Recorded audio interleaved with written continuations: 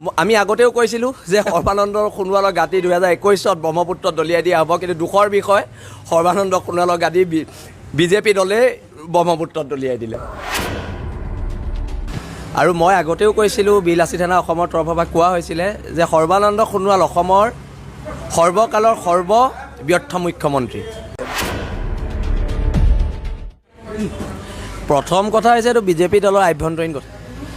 আৰু মই আগতেও কৈছিলোঁ, বিলাসী থানা অসমৰ তৰফৰ পৰা কোৱা হৈছিলে যে সৰ্বানন্দ সোণোৱাল অসমৰ সৰ্বকালৰ সৰ্বব্যৰ্থ মুখ্যমন্ত্ৰী। আৰু তেওঁৰ শাসনকালতে জাতীয় নায়ক উপাধি পোৱা সৰ্বানন্দ সোণোৱালৰ শাসনকালত 5টাকে ল'ৰাক গুলীয়াই সৰ্বানন্দ সোণোৱালৰ গৃহ বিভাগে হত্যা কৰিছিলে। আৰু এই হত্যাৰ মাতৃসকলৰ সাও খালে সৰ্বানন্দ সোণোৱালে, আৰু সেয়েহে সৰ্বানন্দ সোণোৱাল মুখ্যমন্ত্ৰী হ'ব নোৱাৰিলে।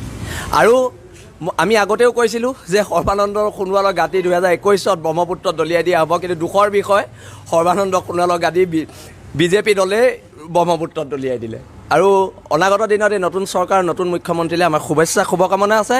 আৰু আপোনালোকৰ প্ৰত্যেক ভাল কামত বিলাসী থানা অসমৰ সহযোগ থাকিব। আৰু আপোনালোকে যদি জাতিৰ বিৰুদ্ধে কাম কৰে, আৰু আমাৰ প্ৰতিবাদৰ সন্মুখীন হ'বলৈ সাজু থাকিব লাগিব।